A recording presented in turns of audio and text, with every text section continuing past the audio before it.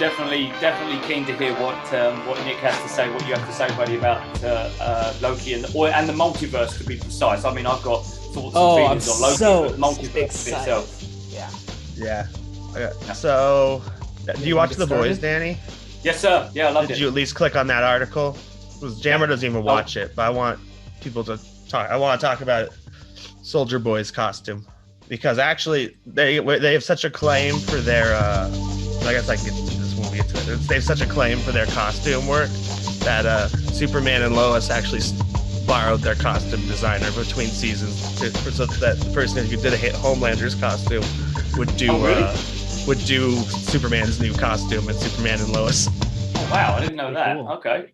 I mean, it's not really surprising because the costume stuff in Boys is fantastic. What were the costumes like in that recent Netflix show that has now been cancelled that I'm not going to bother watching? What were they? That was obviously I've only ever seen stills. They were so stupid. They looked like a CW show. Yeah, they did. CW does better than that, I think, most of the time. I'm not even a CW defender. I think that I thought it looked like a 90s superhero costume from like Batman 90s films. That's how bad I thought Jupiter's Legacy costumes are. And with that, I guess we've already started the show. So have we? Okay, I wasn't prepared for that. Welcome everybody to Breaking Geek Radio, the podcast, the flagship. What's the other thing he says? The flagship premiere and international podcast for LRMonline.com. I am your host, Joseph Jammer Medina, joined today by one and only Nicholas Dahl. Hello. As well as the other one and only Danny Bartlett. That's me. Hello. And we got some news to talk about today. Obviously, every week we have news, but this is an especially exciting week on the review front because we will be discussing Loki, the latest Marvel Studios Disney Plus series, the third one that we got this year, the third one, period. And could it be the best? Does it top WandaVision? Does it top Falcon and the Winter Soldier? Is that possible to answer after one episode? No. Does the first episode? Okay. Does the premiere episode, supersede what we've seen so far, or what we saw in the first episodes of the other shows? More on that later. But for starters, let's jump into the first news item of the day, which I will let Nick take the lead on because it has everything to do with a franchise that he is morbidly obsessed with. I don't know if that's the right word to use, but obsessed with. Like, if you've been following Nick on anything, he has been losing his shit all over Indiana Jones. And it has been adorable to watch happen. So Nick, tell us what you have been oozing over this past week. We got Indiana Jones is actually shooting, and there are set pics. And I usually don't give a shit about set pics from even Marvel. Mission Impossible a little bit. Okay, you say there are set pics. What do the set pics show? Okay, well, first they were just showing someone took video also. They're using an old castle. They're shooting in northern UK. Couldn't tell you where to be precise. Northern UK, is that Scotland or is that? I think they're in I don't know. Honestly, they're in Scotland and in Yorkshire. Apparently, they're in Scotland filming some of the stuff that involves a castle potentially, or a castle if we're going to speak proper English.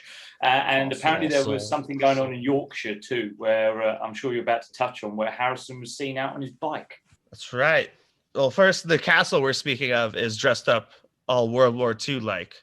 Bags of sand, barbed wire. They just recently, I think as of yesterday, put up a sign and started adding like Nazi flags and stuff. Like a sign like, please don't take pictures of the set. And then of course a picture of the sign that says, please don't take pictures of the set went up yesterday. And then we've also been seeing, before we saw any sign of Ford or his stunt double, we've also been seeing train. There's a train with a bunch of Nazi vehicles on it, and Nazi and like swastikas on the train itself, which is funny. Well, that's not funny, but it's actually the same set of tracks they used for Mission Impossible 7 for like the last year and a half. To bring it back into Audience, Mission, you can see that I rolled my eyes at that because everything always falls back into some Mission Impossible or Tom Cruise news. Train, the same set for Indiana Jones, but so obviously that suggests something I've been pitching for a long time, just talking with other Jones fans, and Cam kind of latched on to also, that we assume there's before this, I was like, I think the story should open with a World War II prologue, like de-age Indiana Jones just for like a prologue, and then you jump forward to the 60s or whatever era we're actually in. And the prologue be about him like grabbing, my pick was you do the Spear of Destiny, which is the spear that pierced Christ's skin. Hitler did actually thought he had it back in the day, but it could be about Indy stealing it or something. And that's why the Reich, the third, like that's why the Nazis fail, or that's why Mad Mikkelsen, who's rumored to be playing a Nazi scientist working at NASA, you know how we did that in real life. That's why he feels maybe the Nazis lost, and the assumption would be Indiana Jones gets something the Nazis want or steals something in the opening prologue, was my thought before we even saw all this World War II dressing, because it doesn't make sense to have a bunch of World War II dressing if it's set in the 60s or 70s. You could have Nazis, like the Nazis that hide in South America, but they wouldn't have giant castles in in Europe. That was very good. That was one of your best accents you've ever done, I think. Well, I like the castle joke because in Arrested Development, there's a joke where a guy wants to go to the magic castle, and then the cabbie's like, "Oh, the magic castle," and he like takes him to like a gay club or something. Oh, that's funny. So you're thinking then, Nick, that it's kind of like the opening of The Last Crusade, but instead of a young Indiana Jones, it's a de-aged Harrison Ford, so to speak, a de-aged Indiana Jones. Is that what you're thinking? I'm thinking, I mean, that's what I would like. And now that we've seen this stuff, I'm really thinking it. And hopefully it is de-aging and not like casting someone else, because we know Indiana Jones looked at that age, and we know that the de-aging technology is pretty good. I think that's what the last film, and the things the last film was missing, was like a real World War II Nazi connection, aside from just him and Mac throwing jokes at each other about what they did in World War II. So before I go on to the next bit of news, including that still involves Indiana Jones, is anyone else? And Jammer, are you a fan of the franchise? Are you tepid like Sure. Kyle, or not a fan? Okay. I'm kind of like, no. I'm not like, I mean, here's the thing. Kyle, you guys say he's not a fan. He just doesn't care. He doesn't hate it. He doesn't. Well, that means he's not a fan. He's just kind of like, I didn't say he disliked it. I said he's not a fan. Oh, that's fair. That's fair. Am I a fan? More than Kyle, probably, but not much more. It's fine. Like, I liked it. I understand its importance. I had fun watching it many times growing up. Temple of Doom is like one of those movies we all watched as kids, and it's just like, oh my God, he just pulled a fucking heart out of that guy and it caught fire. And that, that short round is so funny and all that stuff. Like, I feel like we all have those types of movies, and that's definitely one of them. I can't say that it's a franchise. My memory's Jammer. I saw Raiders at the cinema. I was front row and center when Raiders came on the big screen, just to show my age compared to you fucking kids. I was there for front and center for Raiders. It's so young, in fact, that it was that stage when you're a kid and you want to be in the front row of the cinema. Now you realize it's sex. As I got older and more wise, not saying I'm wise, just got more wise, I was moving further and further and further and further backwards. But that was the back in the day, and the young lady would come out with the sweets and stuff on like a box that was strapped over her neck and shoulders and stuff for the concessions. So I remember Raiders in the beginning, and I used to watch it, Raiders of the Lost Ark, on an old VHS tape every Saturday morning. I used to take the small amount of pocket money that my dad used to give me to the shops, used to spend it all on sweets, bring it back and sit in front of Raiders of the Lost Ark every Saturday morning without fail. Rewind the tape, watch it again. In fact, I could probably still pretty much 90% quote the whole film, even if you just put it in front of me now for word, including the native Indian speak at the beginning. Absolutely love that film. That first film. I've probably seen the first one like 5 or 6 times, the second one 4 times, and then the third one maybe 2 or 3 times. So I'm not a huge fan by any means. Definitely not on a level view. Yeah, I enjoyed them. Actually, the second one these days, really boring. I find the second one really boring. But the first and third one, I think, are excellent movies, even if I'm not like salivating for the. Yeah, I've got an unpopular opinion. I'm not a big fucking fan of Short Round in the second film in Temple of Doom. As an adult, I don't think that's a big that's a big uncontroversial thing. I In think as Goonies- kids, maybe. Goonies, he plays the same fucking character as Data, and I enjoy him Yeah. in Goonies. But in Temple of Doom, you've got him as annoying brat, and then you've got I forget her bloody name now. Willie. Steven Spielberg's ex-wife. Well, they call the character Willie half the time, doesn't? Yeah, don't they? that's it. The annoying female character in that, and I just, yeah. But the film itself, it's just frustrating. But it's still one of my favorites. It's still in the top 3 of the 3 films. Oh, sorry. there is I thought only you three, were going to keep going. No, there is only 3 films that I've not. I'm Apparently, gonna be there's a honest. fourth I got the one. updated Blu-ray set, which is exactly the same as the old Blu-ray set. It turns out. Oh, is it really? Oh, because there's a so- 4K release too, but I don't have 4K, so I got the Blu-rays, hoping there'd be new special features or at least a new design to the case. And the only one I've watched so far is Kingdom of the Crystal Skull. It's the one I've seen the least. So I I've was got to like, ask you, Nick. yeah. As a big fan, so apologies, Jammer, because obviously you enjoy the films, but you're not as big a fan. I'd love Nick's input on this. As the biggest fan that you are, how do you feel about Harrison coming back again? Because apart from all the challenges that Kingdom of the Crystal Skull, whatever it was called, had, it was always a little bit obvious that Harrison was getting a little bit old for the big, fast action stuff in that film. But they did well mixing the stuntman, etc., and always using the hat to hide his face, which is convenient. But how do you feel about him being used in this film, which is another 15, almost 20 years after Kingdom of the Crystal Skull? Are you nervous that he won't be able to pull off that kind of action stuff and it will look a little bit awkward, to say the least? Like Samuel L. Jackson running around in, what's it called? Captain Marvel? Yeah, well, yeah, kind of. But Indy's got that, he is a hands-on, pugilisting, gun-toting adventurer archaeologist, isn't he? And I, as much as I love Harrison, I love the film, I am a little bit nervous that a 70-plus, almost 80-year-old is not going to quite pull off those scenes, no matter how good they mix the stuntman and the camera work, etc. I'm not saying I agree one way or the other. I'm just interested what you would think. I think they can get it. They can make it as realistic as the last one. I mean, I thought the fight scenes and stuff weren't too bad in that one. But I don't think he looks like he's aged that much since the last one because he was already old as shit. I mean, just wait. Just wait. Scene, compare it. Up until the fridge being nuked, I thought it was really, really good. I really enjoyed Crystal Skull. I wrote that the other night, last night when I was watching it. I timed it while I was watching it. Hold on.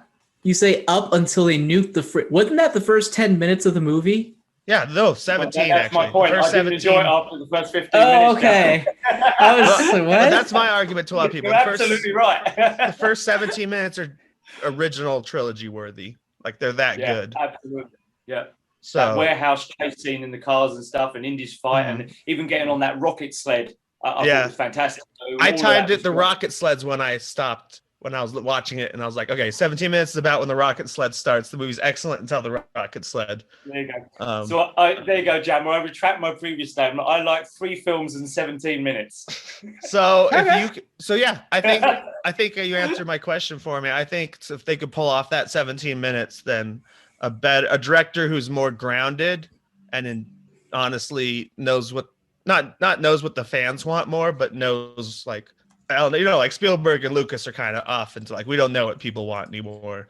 Whereas I think James Mangold is going to bring a gravity to it that'll I don't want Logan gravity, but I think he'll make it work. The fight scenes and just we won't see weird stuff like CGI gophers or trees swinging from trees or trees that save your life by lowering you gently into the water. I quite like the ants in the last one, but let me go on to the next bit, and then I'll ask one more question. So the next bit was just Harrison Ford's been seen both. No, really? On set, dressed as Indiana Jones. Get out of here! Get the fuck! Wait a second. Are you telling me that he is dressed as Indiana Jones on the set of Indiana Jones? That's the exciting shit. He hasn't worn the Why? in a while. Why? I'm sorry. Why is that exciting? It just looks like an old man dressing as Indiana Jones. What is exciting about that? Nothing wrong with it. I understand the excitement for the movie. But why are people losing their shit over an old man in a costume? He's one of the most iconic characters of all time. I mean, but we knew this was coming. This isn't like, oh my God, this is did we? They kept like starting and stopping. They're supposed to shoot this like 4 years ago. They had a That's director and a script and everything. Like, not even because of the pandemic, but because then they just couldn't get, like, Spielberg's like, no, it'll be my next film, and they like went and did something else, and then he did West Side Story, and it's like, is it your next film? I don't know. This just reminds me of, I think part of the excitement comes from being on one of the sets of the last movie when they were shooting. We were just driving through town, wherever. Can't remember what college they even used to double as his college. East Coast. It was in Connecticut. Whatever big, not whatever an important like old detail. colleges in Connecticut. But the whole town was dressed like the '60s. Like they had woods words and stuff. And then and they were using the campus, and they were shooting something on the campus that you couldn't see. And then we walked like through the library where they shot later. We didn't know they'd shoot there, but we were like, they have like a ramp instead of stairs. Like they're going to drive something up this instead of have people walk up it. And then of course, during the motorcycle chase, they drive up into the library. And then, and we saw his stunt double and Shia LaBeouf's stunt double just doing like a really quick stunt in the middle of the street that they'd reset and do again. And the PAs were keeping us away, but they like, action, do it, and then cut. And then all the extras would walk back, and all the cars would drive backwards into their spots. And it was cool. I got a thumbs up from his stunt double. Hell yeah! I've been close to Harrison Ford. Was it Shia LaBeouf's stunt double by LaShuff? Probably, if that's how stunt double names work. That's how it Where works. did he put his thumb up? Where did his thumb go up? What? No, Jones's guy, not Shia LaBeouf's guy. Fuck that dude. Oh, Anyway. okay. I thought it was Shia LaBeouf's dude. No. It's I like got from I the wouldn't real even be man telling you himself, about this the story stunt if double it to Harrison. wasn't. If My it was sister- Shia LaBeouf's stunt double, I wouldn't even say anything about it. My sister reminded me of one of the best parts of that story is when we were standing outside the closed off set, which probably had Ford actually shooting on it. There was this homeless guy who's next to us, and he's like, he was just shouting, "Harrison Ford, clear and present danger." He kept yelling those. That's the movie he chose that he kept yelling aloud, was clear and present danger. That's really funny. It's like when I sent the first picture of my sister of the current shooting, she sent back a text that said clear and present danger. That's really awesome. But yeah, That makes the entire story worth it.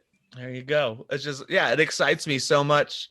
Like I followed it last time. I woke up early in the morning, especially on the West Coast for the trailer release, which was like on Good Morning America or some shit.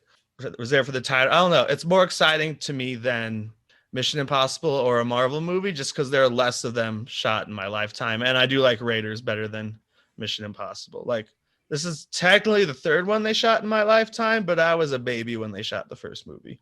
So it's not technically the third movie. It is the third one in your life. Baby, when they shot it, there was me watching it on the big screen. Bastard! Wait, when did they shoot the third one? I meant. Yeah. What? When did they shoot the third one? They came out in '89, so they were still shooting in '88 when I was born. Cool. So yeah, 3. We've lived through the production of most of the Indiana Jones movies at this point. And yet, I've only been aware of one, and I was able to follow it. And there's probably nostalgia following the set stuff. That's why, most movies, I'm excited for the final product. I'm excited for a set photo or two to be like, that's cool. They're using that set, which means this is going to happen in Avengers, that kind of stuff. But yeah. So, I'm not much of a speculator, because I go he's in a suit, he's in his outfit. Cool. It's fine. I mean, I guess what it is also I never really felt like Han Solo came back in Star Wars. He just felt like Harrison Ford saying words that are supposed to be from Han Solo. It didn't quite feel the same to me. It always just feels like Harrison Ford. So it's really hard for me to watch Harrison Ford in these old franchises and think it's anyone other than Harrison Ford. So when I just see it, I just see Harrison Ford in an outfit. Interesting, because I agree about the new Star Wars movie. Maybe that's a bad sign because they were shot more recently than Crystal Skull. But watching Crystal Skull, he's in full Jones mode. I guess I wasn't as critical. I wasn't as critical with I watched the movie once, and I wasn't as critical about his performance in it. I don't think I was tapped into that aspect of it at the time, so I couldn't say one way or the other if I felt like he did better tapping into his old character than he did with the new Star Wars movies. But we always know that we've known forever that he's more invested in Indiana Jones as a character than he ever was in Han Solo. So I wouldn't be surprised if there was a difference to happen with those. And with Star Wars, he's like, please just kill me off in the next one. And he's like, fuck, you're bringing me back again? Oh, okay, fine. JJ. So I guess that's about it. Danny, you seem super excited. Also, just in general, you're excited for the movie. You saw some of the news yourself, like you brought up that he's also been seen just riding a bike in town, and like half the time he has the mask on, half the time he doesn't. We never thought it was actually going to happen. It was all will they, won't they, and it went on for years. And now, like, I mean, I guess that's the point. When you see him in costume, obviously we know he's going to be in costume, but it's that, okay, shit just got real right now. There's no more bullshit. They are definitely going to make this film. Now, who knows? They might shut production down because someone coughs and sneezes, but ultimately this film is going to get made. And at some point next year, we're going to see Indiana Jones on the big screen again. Woo! It's exciting time. Woo! It'll be next July. Mission Impossible in May. This in July. It's going to be a good year. Oh, that's going to be a great year for you. I'm excited for you. Marvel. So, well, obviously Marvel, that's a given. You know, save for COVID years. Those are the times of year when we have the big fitness conventions in the US. So I may well be on that side of the Atlantic. Fitness convention. He's already made a promise. And we know that Jones is coming back to the US of A at some point. It's going to have to be BGRTP meetup. It's got to happen. I don't know. I in the same room as each other. Jonesy keeps claimed once that he would fly out to Colorado to watch Mission Impossible 7 with Jammer and me. So we'll see if that actually happens. You can join too if you're here that time. All right, there you go. There's a date. I'll buy the popcorn. Just don't touch my leg. What's next? Right. So next we'll cover it really quick since we kind of already talked about before the show. This is not a good visual thing for people at home, but if you're at home, we've got our first official look. In fact, we've been getting lots of content, which is interesting, from Amazon Studios of the Boys material. They had like a special Boys event last weekend. They released a music video yesterday from season 2 of Starlight or Starfire, whatever, singing the song about Translucent. They released a whole music video for us. They're releasing Boys content like it's coming soon. Los hombres. And so we have our first costume from Soldier Boy, which is literally their version of Captain America. He was the first American soup, and he had his own little group of superheroes, just like how Captain America in the comics had not just the Howling Commandos, but sometimes in the original comics, Namor and Human Torch. There's a version of the Human Torch, not Johnny Storm, that existed during World War II in the comics, like back when they were writing the World War II comics. So they all served together. But so he has a team like that. He's played by Jensen Ackles. That's right, from Supernatural, because the showrunner on this show used to write for Supernatural. And basically, when Supernatural season ended, he grabbed the entire writers' room and brought them over to the Boys also. But yeah, which regime? Which Supernatural regime was it? Was it the first? I don't know, because the guy 5 seasons or like later part. It would be this guy would the show creator would be from the beginning part, but he grabbed everyone who was at the show at the end, like basically all the writers when Supernatural ended from like the final season. He was like, "Hey, I'll hire you over here at the Boys because you guys are rock," and that's why he hired Jensen Ackles as well. The suit he's got the old school Captain America shield looking shape, and his shoot. And then the picture we have of him, it's his green outfit because he does switch from World War II. He's more colorful like Cap, but he switches to the green from modern days. And it just, I don't know. I really like looking at the Boys costumes because they even look better than some of the Marvel ones, in my opinion. With like Homelander, just the texture and everything is great. And as we were saying before we introduced the show, a lot of other shows have been borrowing the costume designer from the Boys to read like Superman's costume on Superman and Lois, which is one of the best Superman costumes, is done by the same woman who did Homelander and who did this one. So what do you guys think? Like, what do you think, Danny, since you actually watched the show, about the look they're giving Soldier Boy? Yeah, I'm looking at it again right now. I think it definitely has that, which is obviously their goal. They're definitely going for the Captain America vibe when he was in the later on in the films. I've not read the comics though, Nick, so I'm going to take it after reading through the article. Take it that it is fairly comic book accurate as far as some of the little nuances on the costume go. I really like it though. It looks really gritty and fit for purpose, so to speak. Is that the kind of character he is in the comics? Is he? Or is it? Am I going to be like not disappointed, but am I going to be surprised about his characteristics as this version of Cap America as Soldier Boy?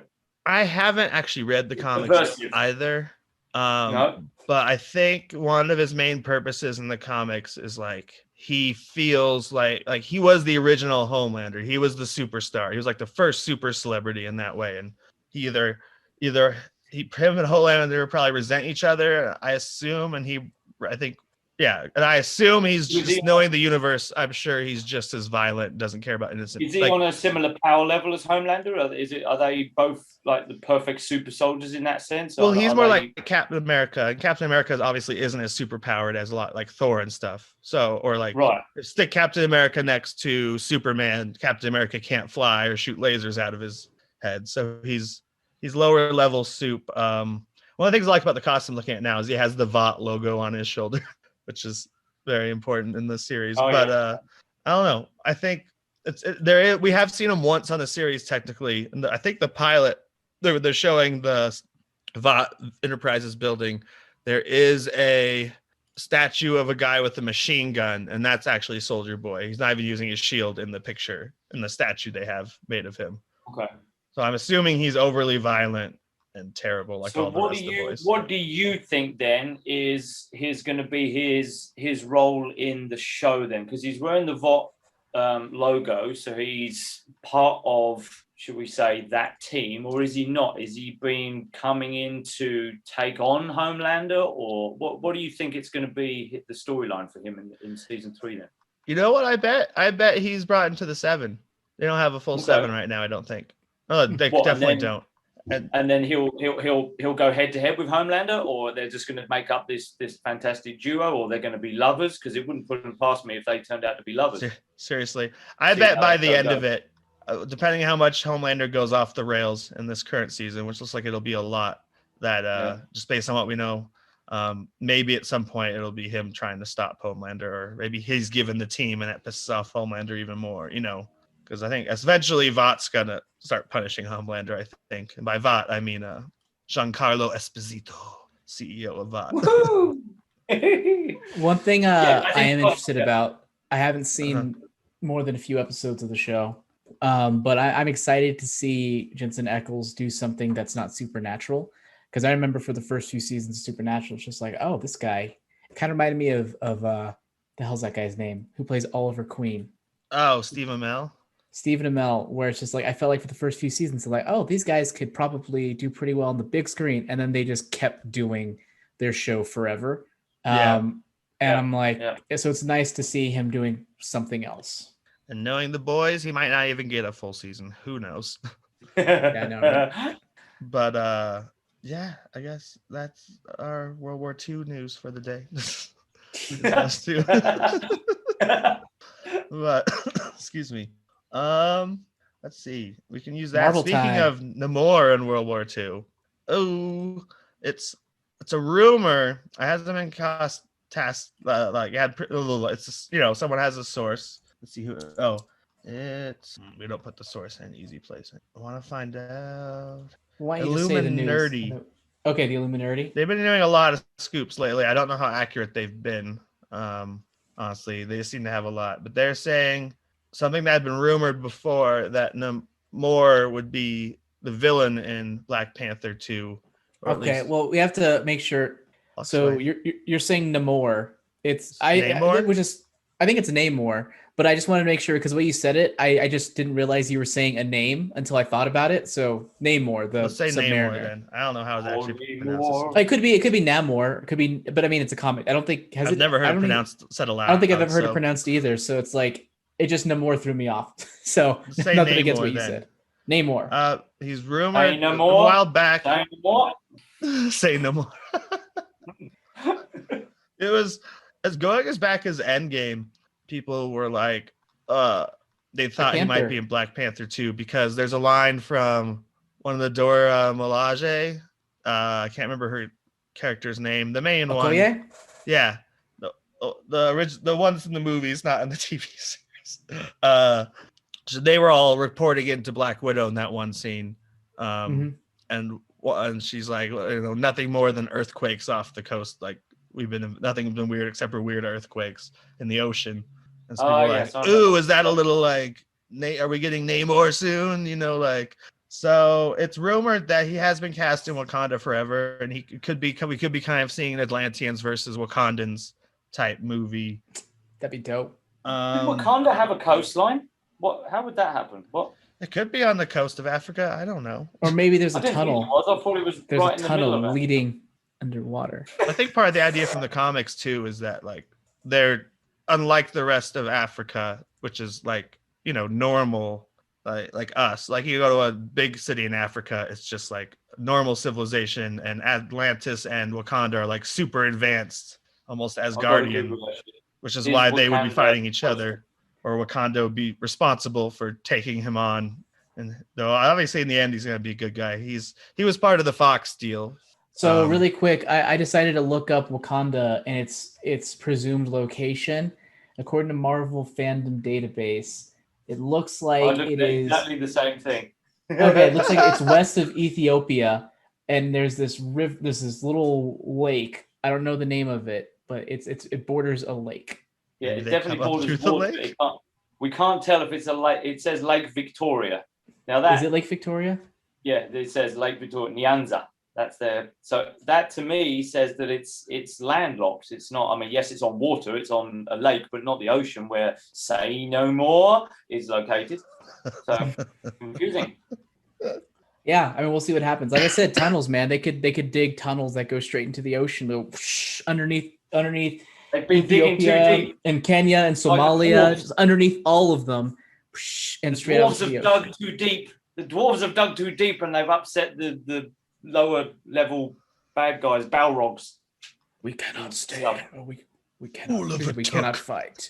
We cannot fight. We cannot fight. Oh no, we cannot get out. We cannot get out. I just like the fool of a tuck line. That's my favorite part. Fool of a tuck. Put yourself in next time and rid us of your stupidity. So Gamma matching Cam for his Lord of the Rings knowledge right now.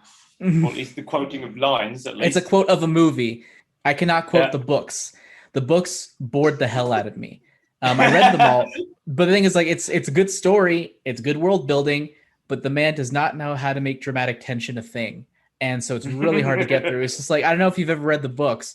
But I think it takes Frodo 50 fucking years to decide to leave the Shire. And it's no sense of urgency. Just I'm just going to fuck around for decades and then finally leave. It's all right, that's not a huge deal. Is that really true? I mean, I don't know if it's 50 years, but it's a long multiple time. Multiple years. It's not even it's a week or something. I think it's at least decades.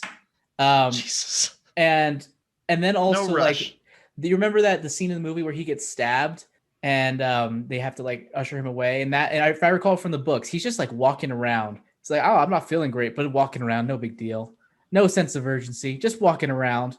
The best part of the books was at the beginning of the Two Towers, when there was this sort of infighting between the Uruk-hai and the orcs.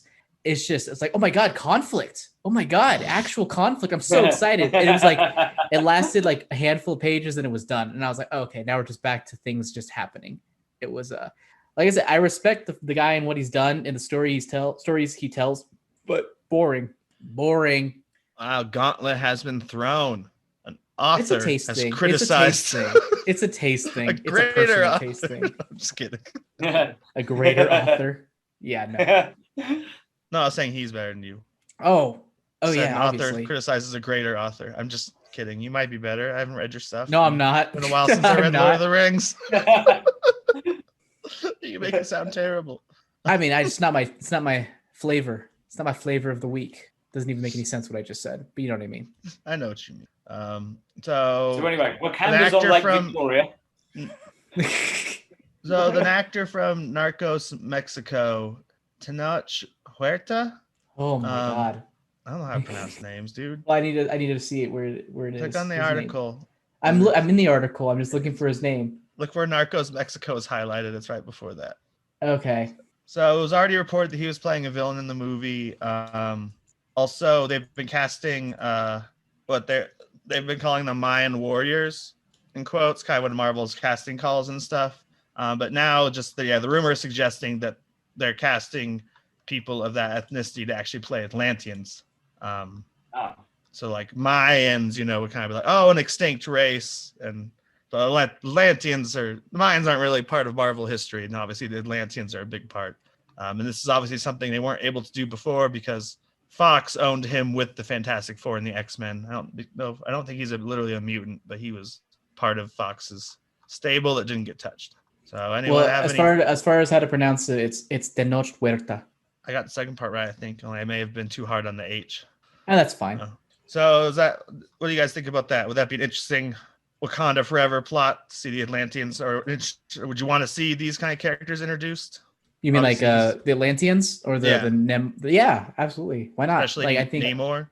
Yeah, I think it'd be cool. It could add like a whole extra. What I think I liked about Black Panther is Black Panther wasn't just a character. Black Panther was an entire civilization. Mm-hmm. And whenever you have the opportunity to introduce a whole another group of people, you really just sort of opening the world even further. And Marvel's proven that they really know how to juggle those big sort of worlds and civilizations. So I'd be excited to see what type of world it is.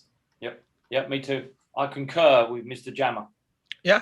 The way you brought it up too, I agree, because Kenneth Branagh did fine with Asgard, but yeah, Ryan Coogler's done the best so far. Like here's a civilization as a character. Yeah, Asgard as a civilization, it really. But I mean, I think that's a Marvel thing early on. They very much, to their detriment, focused on the characters. Shiny. Yeah. No, I mean, focus on the like they're literally like we need exactly like the 5 same characters like. Yeah, just focus on like in Asgard. There's just Odin, Thor, Loki, and the Warriors 3 and they're Sif,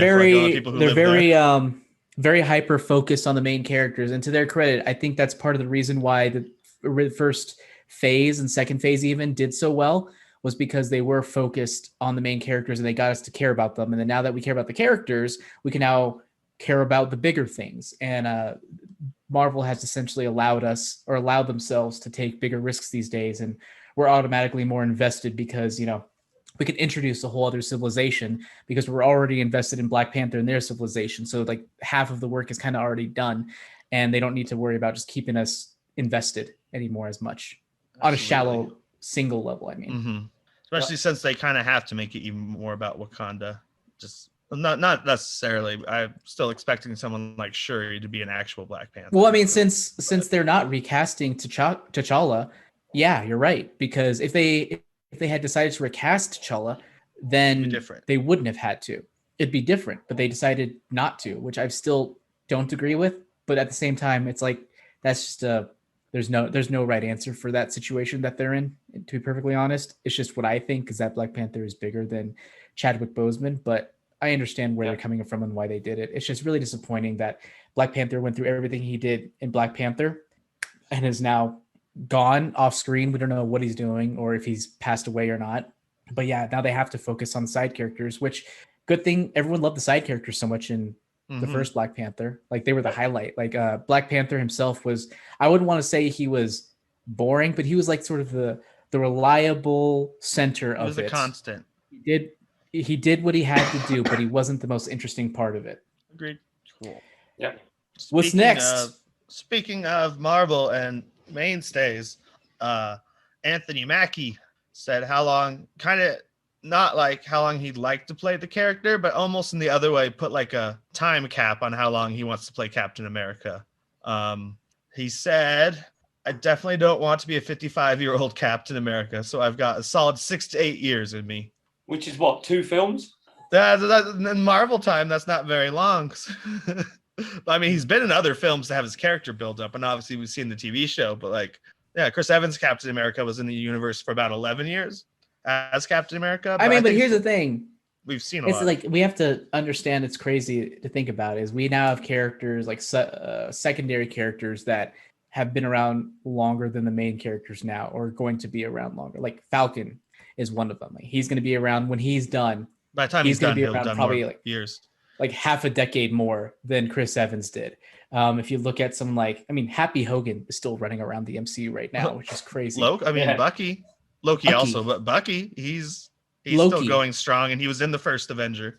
Yeah, like all these characters that have been around from like almost day one or phase one and are going to be around. Oh, Vision was for a little while and probably will continue to be in White Vision form. Yeah, so I just No, well, that's what I mean. Jarvis. But like, we didn't get to see But he was a him secondary act until- character. yeah. But he was a secondary character, Mhm. and then like he even in Age of Ultron, he came around. Now he's going to be around longer. So it's like it's just crazy. All these characters that we thought as like second tier are now like kind of clawing their way up and becoming main tier. And at the end of the day, will be around longer than like RDJ and Chris Evans and everyone. Yeah, I agree with that. I think Happy Hogan's a different example than Falcon or even Vision. Yeah, he is. Just He because is. like he has to like film 5 days on a Spider-Man movie, and we're getting TV shows featuring these other characters where it's hours with them, and they'll have bigger roles in like Avengers movies, assumedly. Like, I mean, this is Captain America, for God's sakes. He was the character they introduced last at the Avengers campus, like little thing.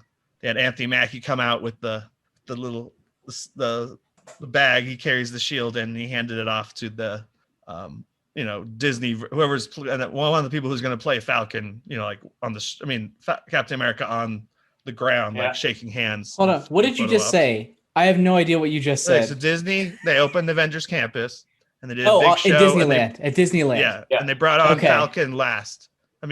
Captain America last, and they played the new Captain America theme. That's the theme of the show, and it was funny. You lost me again. They brought out Captain America last. Well, because they have they're like announcing all the Avengers, and they're like up on the Sam Wilson as Captain America. Yeah. Okay. Captain America. Okay. They Captain brought him out America last, now. and then what happened? I know, but we have to. Just like clarify. He was kind of like the like they saved him for last, like he was the big like special hero.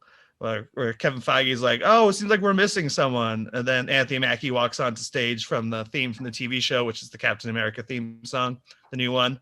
And he had the shield in the same bag from the TV show, and he opened it and handed it to, their actor, one of the cast members that will play Falcon and like the Disneyland cast members. Yeah, and wave hands with people. Okay, we broke it down. I understand fully what you said now. I apologize. I was very slow on the uptake. So what do you guys think about that? Captain America? That sounds. It sounds about right. Yeah, good for. I think it'll be a little bit longer than 6 to 8 years, maybe a decade. Because as you mentioned, it's like 2 movies. I could see maybe 3 movies. Yeah, or even if they could do the movie route for all of them, they could always do I guess either the rumor is Captain America 4 is next, which I don't think they ever said officially, but we've all been talking about it. But they could do Captain America and Bucky as a TV show or something, who knows if he's actually an event like in the Avengers or not. So be interesting to see what they do. So what's next? What is next? What's next on the docket? Thor 5. Thor 5. Is that a possibility? That is a good question. We're always asking these types of questions. Like too early. Yeah, how many? Hemsworth is always saying that he's up to play Thor for as long as they want him, right? Or did I just mishear that quote? So I think as long as they get good stories for him, which they seem to be happy to make I think he's the character out of all the Avengers that's had the most change, the most growth from when we first met him in the first Thor film to where he is now. Not many of the characters have had that kind of change. So if they can keep making stories, I'd be more than happy to keep seeing the adventures of Thor, because they seem to be very happy to change him, or not change him in essence, but to let him grow and explore and to basically rip everything away from him one movie at a time. Yeah. Now things have got to be going back of the Avengers. All the Guardians actually die in his film. All the Guardians die. No Valkyrie dies. Freaking Taika Waititi's character Korg dies. Natalie Portman dies. There's plenty of people to die. That's all I'm saying. Well, Korg himself, Taika Waititi, is that how it's pronounced? That's how I've been pronouncing it for years. Taika Waititi. Yeah, okay. I've been pronouncing it right with a little bit of an accent loss. He's the one who has the quote. Well, first, have you guys seen the picture from last week when they stopped filming? The one where he shows him when they show him too jacked doing a face. Oh yeah, and Thor looks like he's super jacked. He looks like an 80s film star or an 80s action hero star. He's starting to look closer and closer to The Rock, who's the biggest guy ever. I'm looking at the picture right now on our article about the Thor 5, and he's more muscular than. He hasn't even looked that muscular compared to the picture to that be we clear, saw. that picture that's there in the article is the one from Thor Ragnarok. Which he was still big for that movie, but he is ridiculously big in Thor. He was thinner in that movie than I think the first two movies. Than the first two? Yeah, I think he had more practical muscle than glam muscle, I guess I would say. It was more, he was like able to move around and jump around a lot, I feel like. Whereas I feel like, especially in the first Avengers, I feel like he was just like, it was like, to show godlike musculature, but it wasn't very practical. Almost like the original, almost like the first Batman suits. They look good, but they weren't practical whatsoever. And as that's developed, they've become more functional. So you want to move your head. Or DBZ fans, it's almost like the stage in between Super Saiyan 1 and Super Saiyan 2 where they get really beefy, but the weakness is that they're super slow. So then they have to learn Super Saiyan 2, which just slims them down, but they're faster. And they're stronger and faster. So all that to say, Thor has gotten into Super Saiyan 1.5 mode at this point again. And he looks really big. Anyway, thank you for breaking it down. You're welcome. In anime terms. If he keeps working hard, Hemsworth, he'll have a body like mine one day. He's doing well. Someday. That kid has a future. Yeah, he's got potential. So they've already asked Taika Waititi if they're going to do another one since Thor's themes game, Chris Hemsworth's themes game.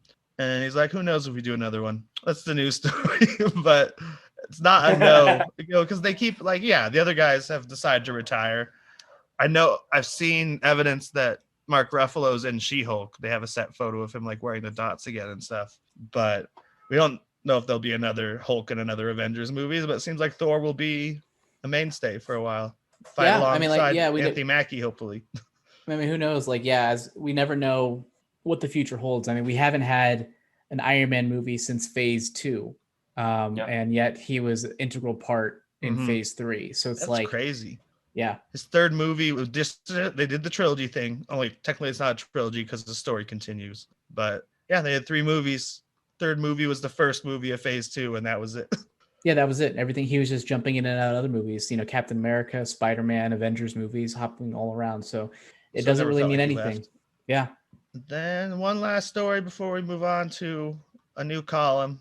I don't know what we're gonna call it. Well, we always call the Marvel thing a different name per show. We have to come up with a name for Loki. That's why my new column. Because we're just doing Loki this week because there's plenty to talk about there. We didn't watch anything else to go with it. We'll be good. But last a Loki, a Looky at Loki. I was thinking use look with it somehow. So I agree. A Looky at Loki. A Looky at Loki. Looky, here comes Loki. That's also a hook reference. Loki. Those are both long. Looky view. No. Okay, fuck it. We'll get to that part later. What's the last news story? Last thing I want to talk about was just we got a poster for Jurassic World Domination, which actually features What's he excited about? Domination. Ian Malcolm. The Domination. Oh.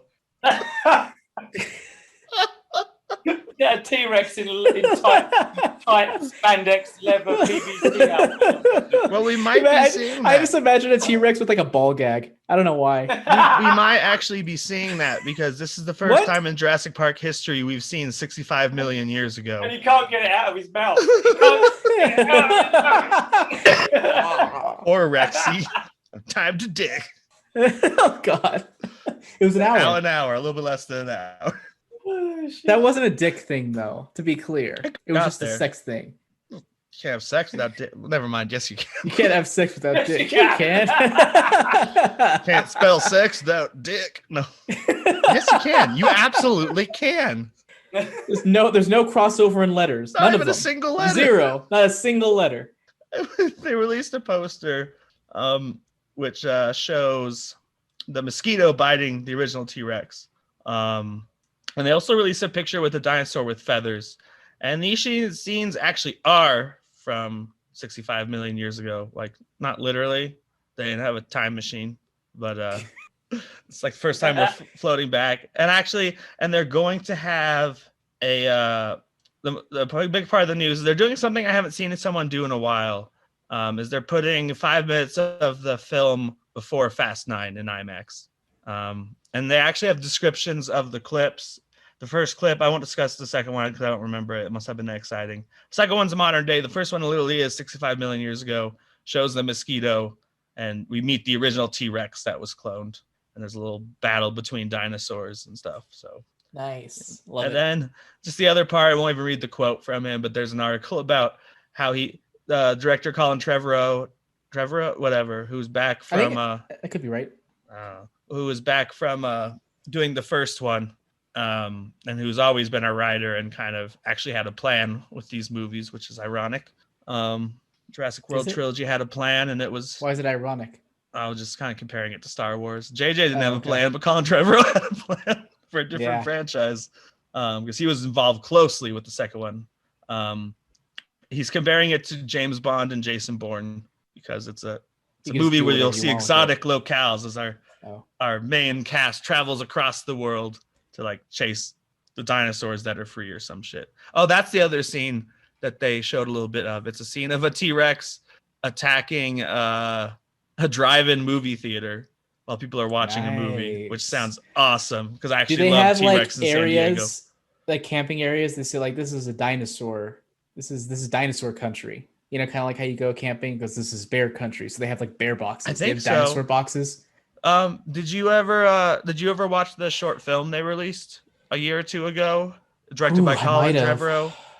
I might have. About a family camping, and like they kind of talk about where it's like, we ever get any predators out here, but like C2 Triceratops or whatever. No, and then an Allosaurus or something attacks them, and I really love that because that was as good as the original stuff. The other movies haven't been, but that short film, he showed like Spielberg-esque tension from like a baby hanging in a not literally hanging. Let me finish my sentence. In a car seat in a flipped over thing, and the dinosaurs, like it's between the dinosaurs and the parents, and like a very Spielberg shot of the car seat upside down, and like the dinosaur eye. Yeah, it's really, really good. It's way better than either of the Jurassic World movies or Jurassic. I like the Park first 3. Jurassic World. I like that one. I actually do too. I like the second one as a guilty pleasure of it's so bad. I think I like the first part of the second one mostly. That's the best part. The opening scene and the ending scene. Well, not the opening scene, basically until they leave the island. Oh, really? You actually enjoyed the island stuff? Where they have like I felt really sad when that stereotypical game warden. I don't remember. Apparently, I don't know. You were that sad when they left, and the dinosaurs like, you see the Brachiosaurus. Yeah, that made me sad. Yeah, I felt things really sad. I felt like crying. I actually enjoyed the movie quite a bit more when they got to like. But I hated when that fucking kid was like, "They're like me. I have to let them out." I'm like, oh my god, no. Yeah, that was an excuse. I pulled a Jonesy. Right there, and I was like, fucking child kids, fucking kids, doing stupid things emotionally. That's Jurassic Park for you, the entire franchise. The article came out with David Koepp, the writer of Jurassic World. I mean, no, Jurassic Park and The Lost World, and like Indiana Jones, the Kingdom of the Crystal Skull, but also like Mission Impossible. Yeah, he's a long history in Hollywood. There's an article where he was like, I tried to talk Spielberg out of the gymnastics scene in The Lost World, where the daughter of Ian Malcolm defeats the Velociraptors with gymnastics. Yeah. That was bad. Yeah, that was Kingdom of the Crystal Skull, cringeworthy. They almost had a moment like that in Love Actually, but they cut that out because Richard Curtis, I think. Was that Richard Curtis? Is that who it was? There are dinosaurs in Love Actually? Okay. No, there are no dinosaurs. There's gymnastics. I'm talking about where he was doing gymnastics at the airport to get to the girl that he liked. He did gymnastics over things, but they're just like, no, we're not going to do that. Let's just have him run up. Yeah. Yeah, they had him run up instead. That's a better decision. Yeah, movies should always cut was gymnastics. A much better decision. That's a better decision. Let's have a gymnastics movie without gymnastics. Better decision. Always. Honestly, no, it isn't. I don't mind gymnastics. That was just. And with that, that's all the news. Woo! All right. Well, let's go into Looky. Here comes Loki. Or, yeah, we're going with it. Looky.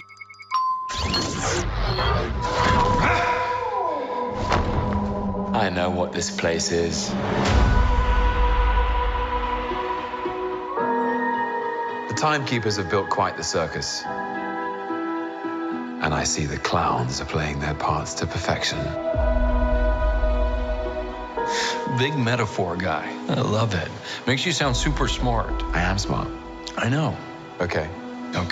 So yeah, Loki premiered this past Wednesday, and it came out, and people mostly seemed to like it. And yeah, it was very personally. I'm just gonna jump into my impressions.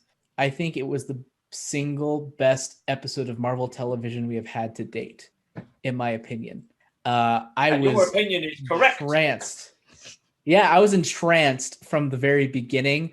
At the beginning, I was just like, "Oh, this would have been a cool post-credit scene in like Avengers Endgame." But obviously, where he showed up and then the time people take him away, and then once the portal closes, boom, that's the end of it. And it could be like, ugh. But obviously, that didn't happen. It was a good intro to the movie, or the show. They go in and he gets introduced to the TVA, Time Variance Authority, and it just like it is part Marvel, part Doctor Who, part Brazil. The Good Place, part Brazil. It's just Also weird. bad Cabin in the Woods a little bit. Why? Because of there's this whole supernatural thing going on in the MCU, and then we're like cutting to like it's supernatural too, but then we're like cutting to like the office building. Yeah, that's kind of behind the inner workings of everything we've seen. You get to see sort of like the boring bureaucratic desks and bureaucratic and ennui-ish type stuff of people just going about their day. That guy living behind a desk and not understanding what a fish is because he doesn't like it. Just really makes our life seem really nice because of how much they just spend in an office. It's all about pushing paper and soul-sucking jobs, even in the MCU. But yeah, I just thought like the world building was just so good. I liked that we got to see a glimpse deeper into what makes Loki tick as a person. This is the first time we really get him opening up about his emotions. And I was actually really surprised just how much of the episode was them just sitting around and talking and how much I just could not look away. It was, yeah, I was really pissed off when it ended. It was 50 minutes or something. I was like, oh no, I've got to wait, God damn it. Yeah. I loved it. Yeah. So you liked it too, Danny. What are your thoughts? Yeah, I did. I really enjoyed it. It's definitely, and I know it's only been one episode, but I am super excited about next week's episode. I've never had that with WandaVision, or as much as I enjoyed Winter Soldier more, it was never can't wait till next Friday. It was, it's Friday, the new episode's out, I'll watch it. This one, I'm like, fuck, it's only Thursday now. God, it's got to wait another week. I'm super, super stoked about it. And I can't help but think, even the little side characters that had only one or two lines, like the guards that were there to tell him to take a ticket, they all had some sort of personality that made me smile. Take a ticket. Take a ticket. It was just little things like that. Just every scene even if it had absolutely no relevance in the big scheme of things, it had absolute wonderful relevance at the time. I really enjoyed it.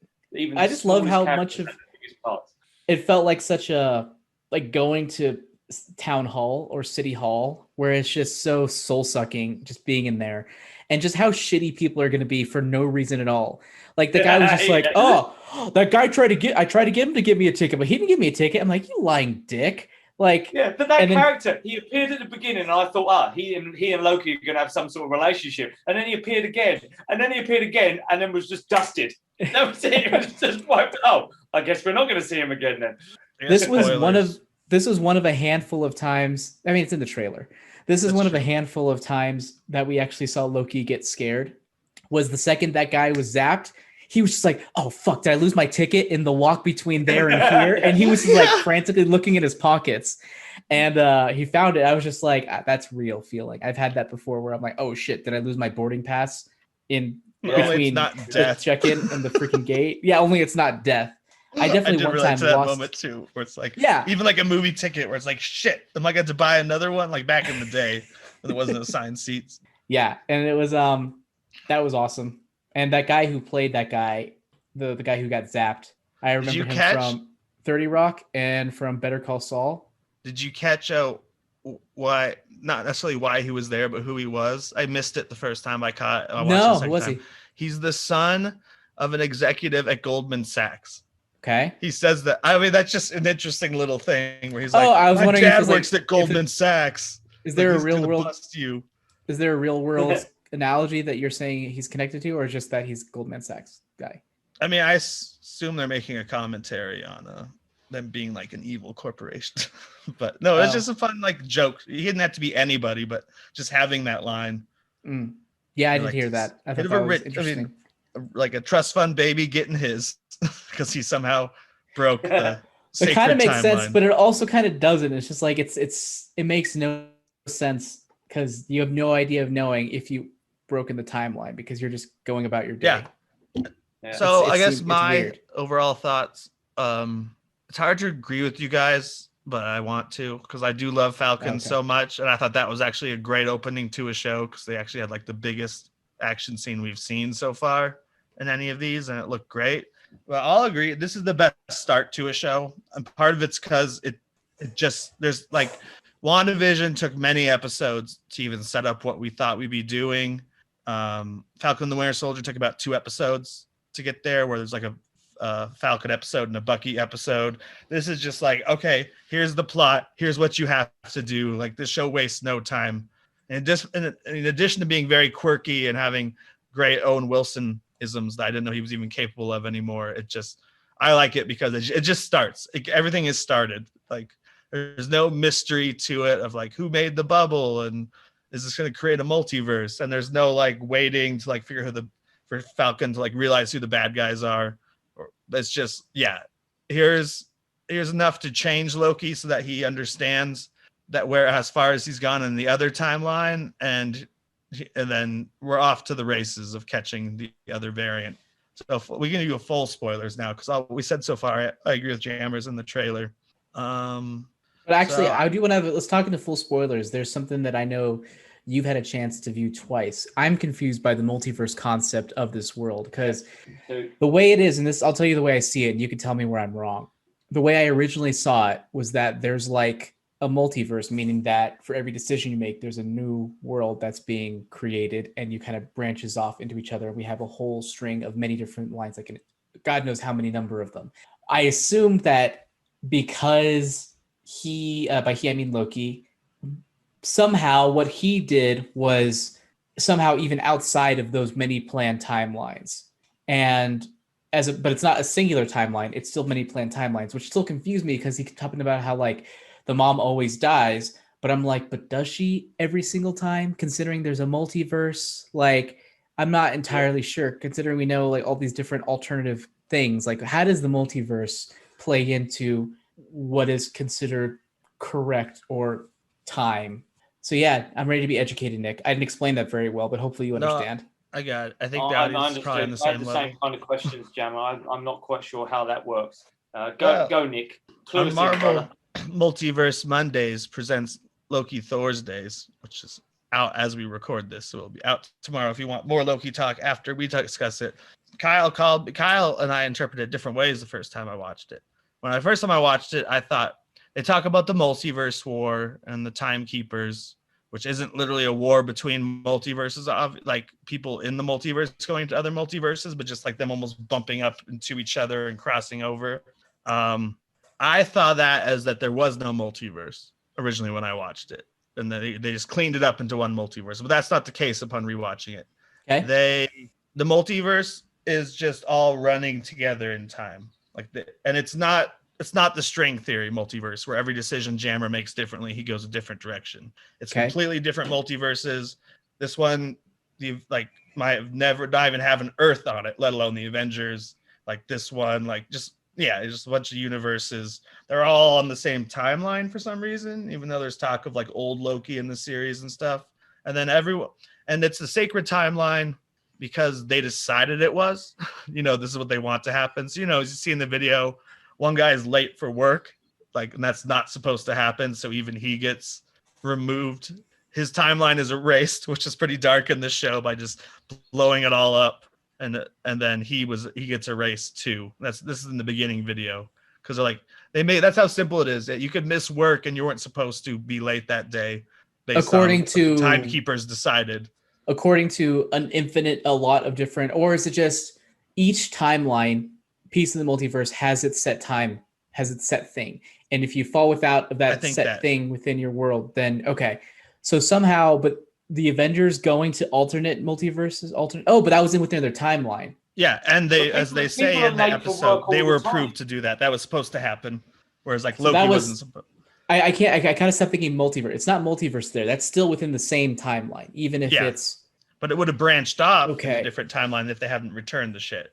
oh Because it's literally a gotcha. deleted scene where she calls them branches, the ancient one in Endgame, and Cap uses that term later in the movie about he's going back in time to clip off the branches, and they use clip, and they say that a lot in this episode. They use So that's the we have terminology not they use.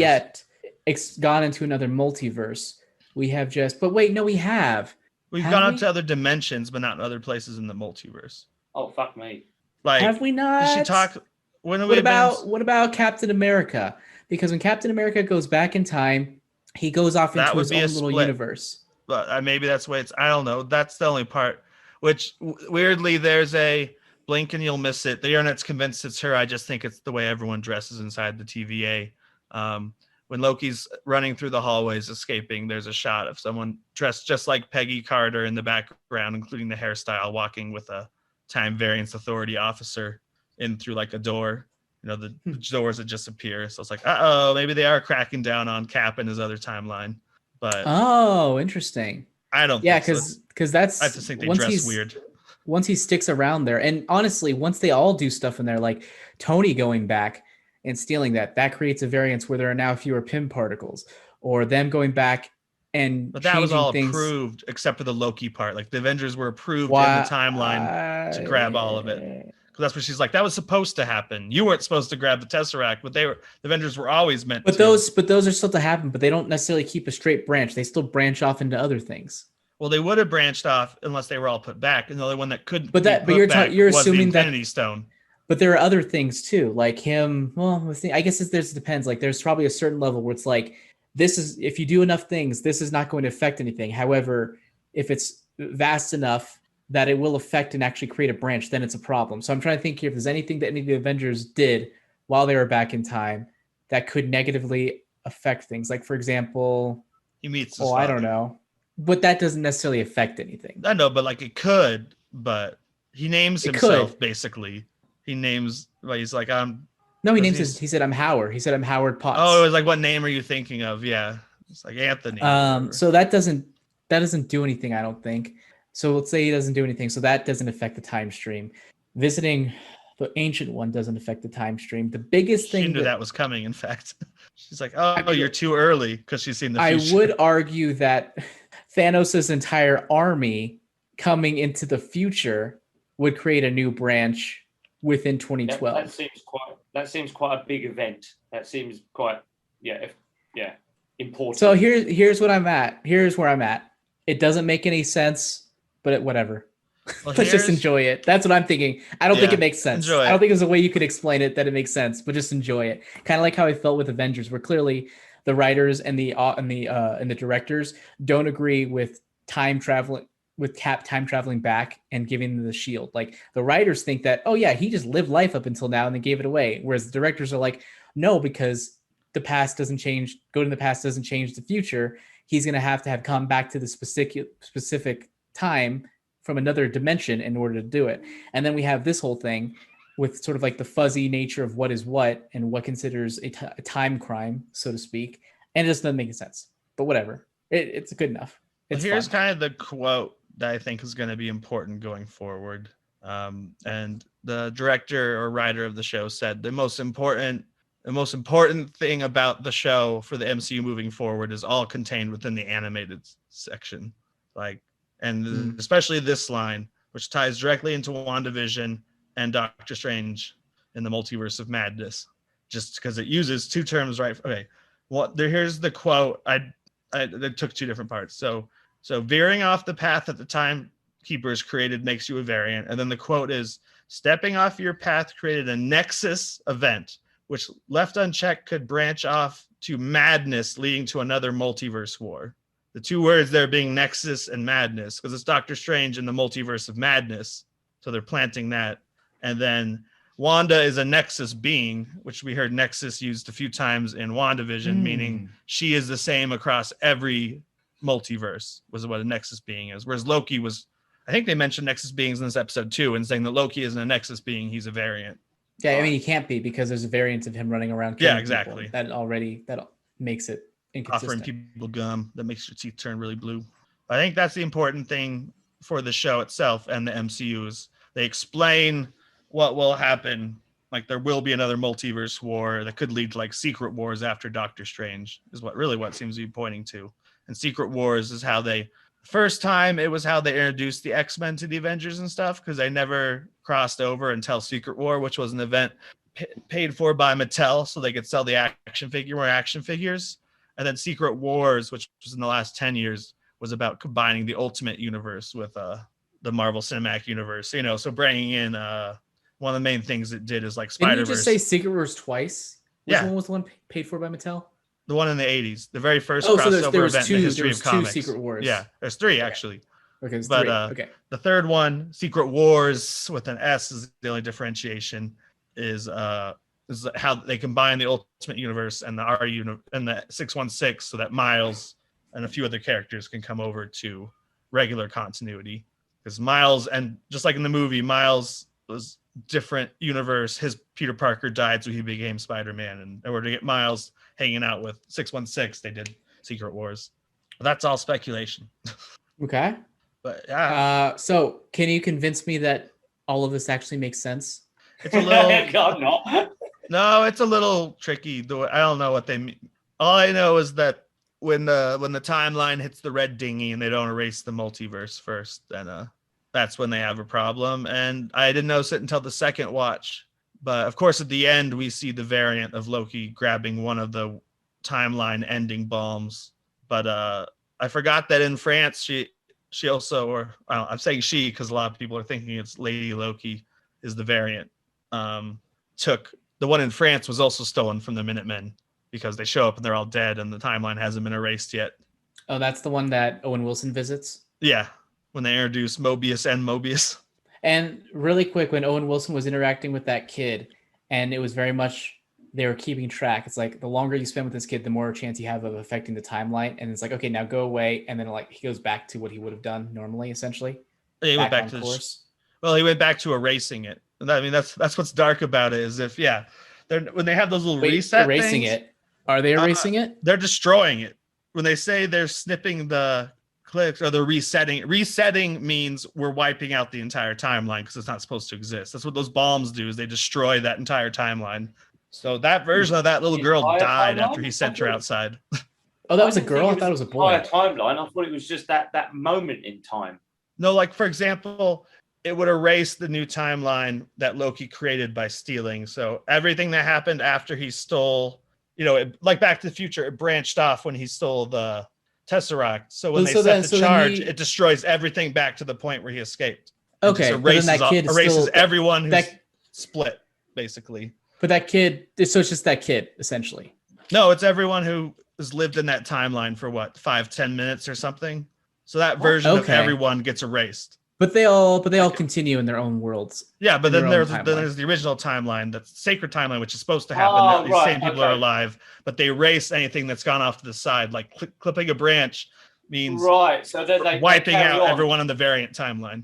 Yeah, they carry on. They're oblivious to what their future selves have lost. Yeah, but they carry on. I thought you meant they wiped them from existence. I thought that's a bit fucking unfair that they now no longer. Well, they wiped the new versions from existence, but they have no idea. Technically, yeah, those are the alternate versions.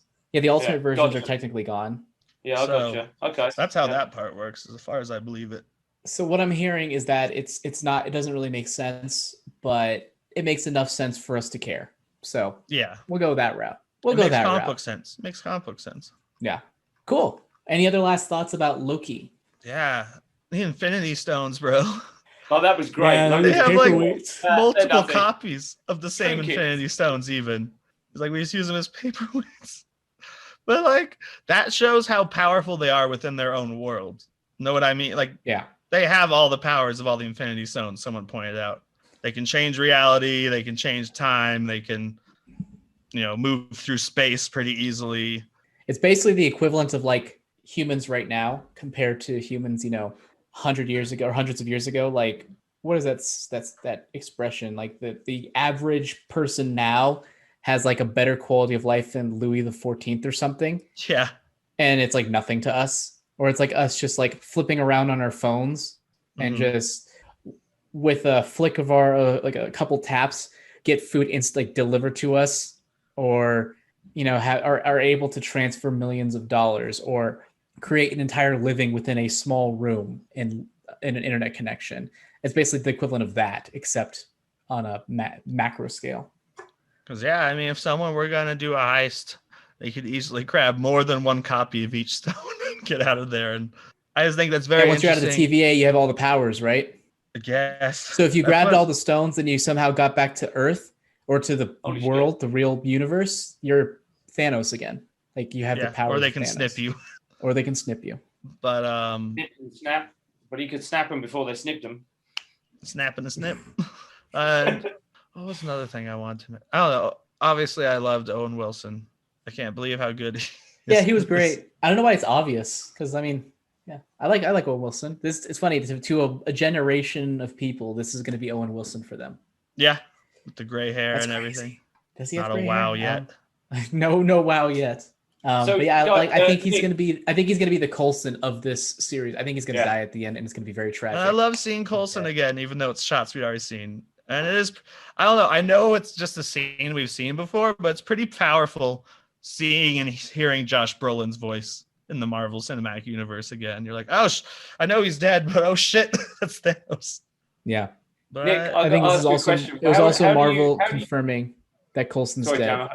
Yeah. That was what I was going to ask, because I thought that, and again, I'm pretty confident I've asked this question about 500 times. Is Agents of S.H.I.E.L.D. canon? Because if it is, then Coulson's not dead. But that's been taken off canon now, is it? Because it used to be canon, didn't it? They used to say that Netflix shows were, and I was surprised. I watched like the first half of the seasons of Agents of S.H.I.E.L.D. and I was actually surprised how much they tie it into the movies. For like, of course, they did for Shield falling for Winter Soldier. Yeah, like I remember Bill Paxton going, "Hail Hydra!" Like they talk about Sokovia and other stuff. Even I said Sokovia with a weird accent. Yeah, head on over to like Sokovia. A Midwestern accent. I was thinking or like a leprechaun. Off to Sokovia. That's a whole different accent. So I'm sure there's other things to say about it, but I can't remember what else. I like Loki. Yeah, Loki, I thought, like I said, best hour of Marvel television we've had to date. I was the most engaged I've been from beginning to end. Yeah, I got nothing else. It's a good show. I hope it continues to be as good as it is now. If you want to hear more conversation about it, listen to Marvel Multiverse Mondays, where Kyle and I talk about it longer. And we point out I'm going to drag this conversation. It airs on Thursdays. You know that bit when he kind of opened up at the end and he was saying, "I do this because X, Y, Z." We've seen Loki pretend that shit before. If there's anywhere in the, I mean, he's feigned sadness before. He's put on shows before. If there's anywhere where the God of Mischief could cause the most fucking mischief, it's in a place like this. Interesting. I thought it was sincere, but you're right. And he's already started to get his hang about how those little gadgets work and where how that world works. And that was just in his first should we just assume his first 50 minutes of being there, the same as ours? If anyone was going to cause a load of shit in that place, it would be the God of Mischief. And he did mention that he was a God of Mischief at least 5 times in the first 10 minutes. I like when Owen Wilson calls him on that. He's like, "What? This isn't mischief." Like, yeah, this is just doesn't sound like mischief to me. One detail I didn't ask. Oh, you think there's potential there that he's actually just playing the game and seeing what he can get away with, what he can do, etc., etc.? I know he'll play them as much as possible, but I don't want to. Yes, he'll play them a lot, but I don't think he'll go full like, "I'm joining the other Loki and we're gonna take over the multiverse evil," because we've seen that too often. I think of Loki making I think big by betrayals. Thor Ragnarok they realized that we're ready to see him change. So I think it would make sense for this version of him to change quicker than that one took to change. Seems like the video got. I mean, they were able. That's what's amazing about this episode. They were able to, at least unless he's lying completely, like Danny may be right, that they got a whole 10 movies worth of change done in an hour. Yeah. I mean, 10 years worth of change. I mean, seeing your entire future, yeah, seeing your entire future could definitely prompt change. So I don't think it's unrealistic or unrewarding for that to happen. I like the tears he has not just for when his parents and stuff die, but when him and Thor are working together, he's like crying. And then they got to make that snap sound so vicious when his neck got snapped because they didn't show it. So they're able to increase the sound effect. Like, ugh. And I don't know. And there's some other interesting stuff in it. Obviously there's the DB Cooper thing, which I love because it was a bet with Thor. Yeah, that was great. Like, when he said Heimdall, I was like, is Heimdall in on this? Like, I just imagine this guy like, oh, these fucking kids. They were all drinking. Fine, I'll pick you up. But then, and there's other little details like that too, that Owen Wilson's actually drinking it's not like a Marvel made-up brand. Owen Wilson, that soda he's drinking is a discontinued soda. Was it Tab? For some reason, no, it's something more. Someone I've never heard of. I've obviously heard of Tab, but he's drinking an obscure one hasn't been in production for decades. Yeah, the whole setting was like what 70s, I feel like. But at the same time, no time. But that's the look of it, yeah. But it just gives the idea that they can jump into any time period they want and be like, well, this is my favorite brand of soda. I'm going to the 7-Eleven in 1973 or whatever, just to grab some of my favorite soda. Or maybe I'll send the intern. What's the soda called? It was Defunct Soda. I think I wrote it down. I didn't even think we saw the Josta. Yeah, I think that's it. I mean, that's it. Yeah. But I'm trying to think of when it was. Josta. First, some background. 1995, before the caffeinated energy drinks like Red Bull became a staple, PepsiCo it was an energy initial drink, foray into this potentially lucrative market by test marketing Josta in the Phoenix area, according to 1996 AP story. The following year, the company did a wider rollout of the red-colored carbonated beverage, touting a special ingredient, guarana, a caffeine-rich berry common in Brazilian drinks and now commonly found in U.S. energy drinks like Red Bull, Monster, and Rockstar. There's other stuff, but... just stuff like that. Marvel knows their details. And no, Kyle and I are not talking about Mephisto at all. Oh, yeah. I mean, we're not. The director said it wasn't. So no, and I already at this point, I'm like, even if I think it's him, I'm not going to talk about it anymore. There's too much backlash. Too much backlash. Except you did. You did talk about it. What's that? Oh yeah, I'm bringing it up as a joke because one of the things I thought he was in WandaVision was because of the stained glass window, but they already explained that away pretty easily. Well, they were obviously Loki. Yeah, Loki. And that's the. Kyle thought she pointed to it just because she saw it as a devil, but I think Loki was whoever Loki was wearing the horns and is dressed in green like the devil. So I was like, no, he doesn't. None of the Lokis walk around in horns unless they're giving speeches. And I'm like, I think she pointed the picture for the horns more than the fact that it was a devilish creature. But I do have one last question about it that I also asked Kyle. What reward do you think Loki will get if everything goes right? I don't think everything will go right, but let's say they complete the mission perfectly. Kyle thinks Loki will get a position at the TVA, but I'm like, well, will they give him back his life? Will they plop him down in the timeline like in 2025 or something? And be like, here's your life back. You can be back in the main timeline. Obviously, I think things are going to go crazy based on Doctor Strange and some others, and I don't actually imagine the show having a happy ending. And I wouldn't be surprised if Loki dies eventually before he is, but I'm just wondering what he expects to get. I don't know. Wait, what he gets or what he expects to get? If everything goes right, what his reward would be. What he expects to get or what it will be? What they're offering. What it will be, but it actually won't be because it won't go perfectly.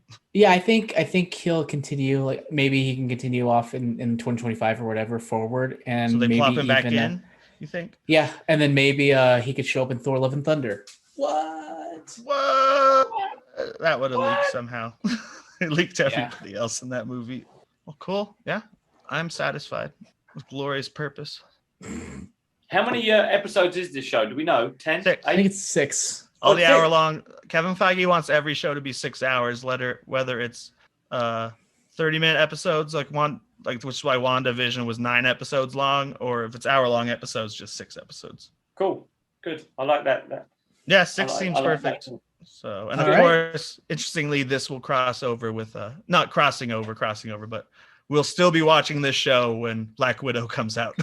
Oh, is that? Shit, oh, that's yes. true. Yeah. And I assume that'll happen a lot in the future since there are 4 Marvel movies left, and I think they announced there are 6 Marvel TV shows coming out this year. So there are 5. No, There's Ms. Marvel's coming, right? Ms. Miss Marvel's coming this Marvel, year. Hawkeye, and What If. And Oh, What If yeah. is apparently That doesn't more count. attached to the MCU than we thought. Oh, is it? Yeah. I thought it was just sort of like a side thing. It is, but maybe it'll deal with some of these timelines that get broken or something. Oh, right. Because it is the Watcher, and he's just kind of looking at all of it. And of course, I do expect to see Kang in this show because they cast him pretty early for Ant-Man and the Wasp, even if we just see him like a Thanos type character. This is leading up to it. I think it's, as they say, Kevin Feige says it's the most important TV show so far as connections. I think it'll have connections to Doctor Strange, Spider-Man, Ant-Man, and I think we're going to build up Kang as our next Thanos, even if it's not 10 years of teasing him like maybe an Avengers movie or two. But yeah, cool. But yeah, great television show so far. I really hope it sticks the landing. They got 5 more hours. Come on, Marvel, you got this. Hell Yep, yeah. I'm with you. Really quick, I don't want to dive into a whole who watches. Do you watch Mythic Quest, Danny? Yes, sir. I haven't started season 2 yet, though. So if you can talk about it, it's fine. Absolutely fine with the spoiler stuff, but don't go too deep into it. I haven't started yet. I love it. I think it's fucking brilliant. Season 2, I think, is better than season 1 so far. Especially they have their one-off episode in season 1. They had that one episode where you followed the game developers, played by Jace Johnson and what's her name. And this one, they have another one of those episodes. It's so good. It is so good. It's a flashback. Actually, I'm not going to say. I even know a little bit about it, but yeah. I tell you what, I've actually got the day off tomorrow. I'm going to watch it tomorrow. There you go. That's it. It's my tomorrow. Yeah, do it. It's great. I'll like add a lot a of short great character stuff. Who watches just because it shows a change in my taste slightly. I watched the first season of Castlevania and I liked it. Oh, and that's anime. I thought it's not anime. It's America produced. Doesn't count. It's that style for sure. That's what I was gonna ask too. Like, oh, I mean, like it's fine. I mean, sure, it's anime style. Yeah, sure, you can call it anime. But I still in my mind delineate a little bit from, I put it over there with like Avatar, where it's just like American produced animation that kind of takes on the style of anime. This looks way more like anime than I think Avatar: The Last Airbender. It's really stylistic. It is stylistic. But yeah, I watched the first season and I thought it was fine. And I haven't really watched beyond that. I hear it's great. I'm halfway into the first episode of the second season. So it's good. You like it? Yep. What is it about that you like? It's just a cool story. I don't know. I don't know. I like how I really asked a simple question and you're like stumbling over yourself. Well, I like vampire stuff. I just like, I don't know. I like vampire stuff. And when I got into the second episode, I really enjoyed Simon Belfont's character. He's a Constantine. He deals with supernatural shit. He's sarcastic as hell, and he's an asshole, and a drunk. So it's like watching more Constantine to me. He's a very Constantine character. So, but he knows his shit, but he's still drunk. So yeah, I vaguely remember him. I should get back into it. I like those Castlevania games a lot. I actually was like, I want to play Castlevania, except there's no Castlevania really available on a system that I own right now, or at least not a Metroidvania Castlevania. So I just downloaded Bloodstained Ritual of the Night, which is essentially that. It's close. It's okay. I'm a little disappointed. The character control feels really heavy, and the graphics are kind of ugly. So it didn't quite scratch the itch, but it was good enough. I want to dig back into some of like the we did it. Dig back into one of like the like Symphony of the Night or one of like the Game Boy Advance / DS games that were amazing. They were so good. Cool. And that's all I have to say. Same. Check. Me too. I got nothing. All right. Well, that wraps it up for this episode of Breaking Geek Radio, the podcast. If you want to see some great stuff, go to lrmonline.com, of course. Please leave us a review on Apple Podcasts. Give us a 5-star rating. Tell us why you love us. And if you do that, we may very well mention it on a future episode of the podcast. So yeah, go to Apple Podcasts, 5-star review, and tell us why you love us. And follow us at LRM_exclusive on Twitter, the official site there. And what about you, Nick? Where can people find you? At Geeky Nick Doll. And again, if you want more in-depth Loki talk, check out this week's issue. I'll call it an issue because it's comic booky of Marvel Multiverse Mondays presents Loki Thursdays, which by the time you listen, it actually came out early Thursday morning. You can watch it too if you want on our YouTube page. And where can people find you, Daniel? I occasionally surf the Twitterverse on Danny K. Bartlett, and occasionally get involved in that lovely Discord channel too.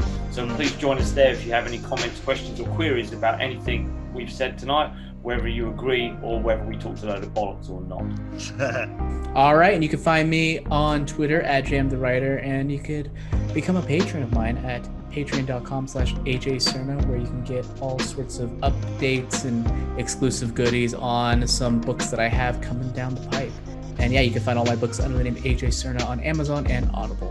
So that about wraps it up. Artwork, sorry, that artwork for the new mage, I forget her name. That's really fucking cool, by the way. Yeah, I really like that. Thank you. Yeah, that's cool. I can show you a little something. Yeah, that was really cool. See here, Holmes, see if I can pull this up right now. Is it here? I know this is terrible radio, but I'm going to do it anyway. Fuck it. Actually, no, I can't find it. We'll show you off camera. But thank you so much, everybody. Hasta lasagna. Toki and Anya. Mission accomplished.